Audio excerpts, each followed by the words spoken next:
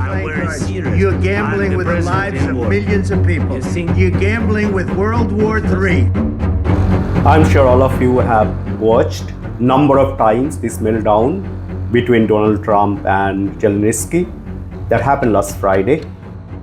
Of course, Zelensky was put in a very, very difficult situation. He was cornered in front of the media and it was a setup. I don't want a ceasefire. You don't have the cards right now. And he fell into that trap perhaps. But at the same time, we must understand what happened here.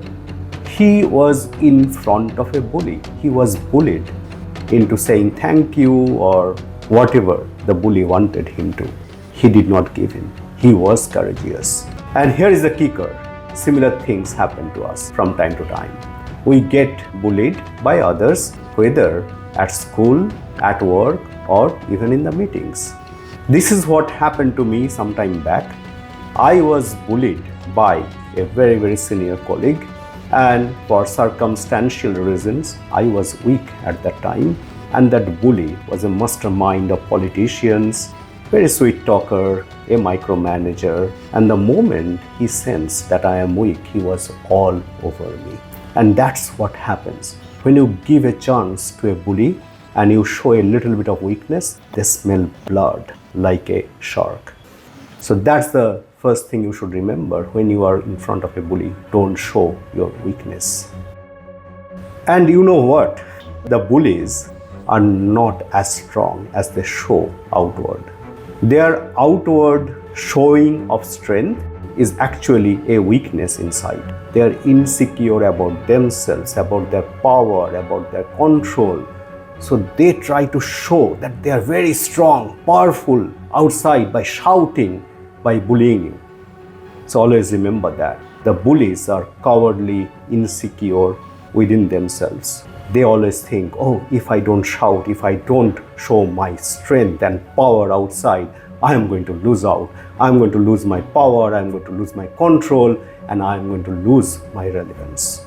So bullies are weak, remember that.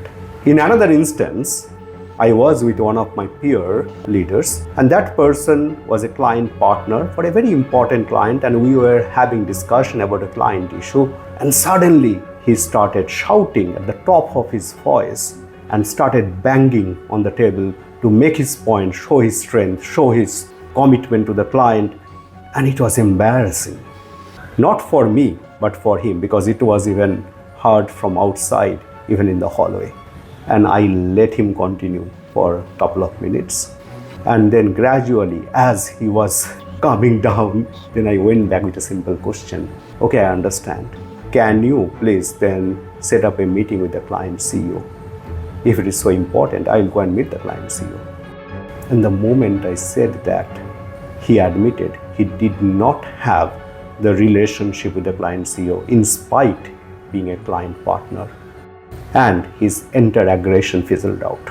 So that day, I learned a lesson that sometimes it's better to let the bully vent out, tire themselves out, and let them say whatever they wanted to say.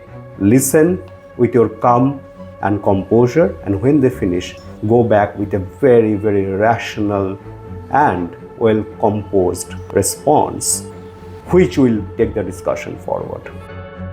Now, you may be thinking, okay, so are you then telling us that Zelensky could have handled the discussion in a different way like this? No, I am not here to propose anything like that. What he did, it was a great lesson of leadership and courage, and I don't have the standing to criticize him or anyone else. What I am highlighting here, there is a way to handle the bully as we face sometimes from time to time in our own career or other places. Always remember these 4 things about bullying. First, don't show your weakness in front of a bully. If you do, they will be all over you. Never ever do that. Number 2, remember this, the bullies are coward. They are very insecure inside. They are showing they are strong, but they are not actually strong. They are weak. It's like an animal instinct. When they feel insecure, they become aggressive. That's what the bullies are. Cowardly, insecure. Number 3, stay calm. Unless the bully is becoming physically abusive, let them continue for a couple of minutes, 5 minutes, whatever it is. Don't react, just stay calm, listen. Don't lose your composure. Don't get into a shouting match with them. And number 4, when they are almost tiring them out, then you go back with your killer punch, with your points, your rationale, and take a higher ground. Think it like the boxing of Muhammad Ali. He will take blows after blows after blows on the rope, and when the opponent is getting tiring themselves out, he will come back with a killer punch. You want to be like that. So these are the 4 things you remember whenever you face a bully. And I know it's easier said than done. You need a lot of self-esteem, self-confidence, and self-belief to stand up to the bullies and to have your strong anchor within and hold your ground. If you feel like you need support with that, feel free to reach out to Leaderion. At Leaderion, we have a solution, a program. We call it Compass and NorthStar, which helps individuals to understand who they are, what they stand for, what impact they want to create in the world, and how they want to carry forward their personal brand. 300 plus leaders and individuals have gone through this program and they benefited. So feel free to reach out if you need that support from Leaderion. More importantly, say no to bullying, adopt that toolkit, try it out, and if you find it useful, please forward to others, and also let me know your comments and suggestions. I look forward to hearing back from you.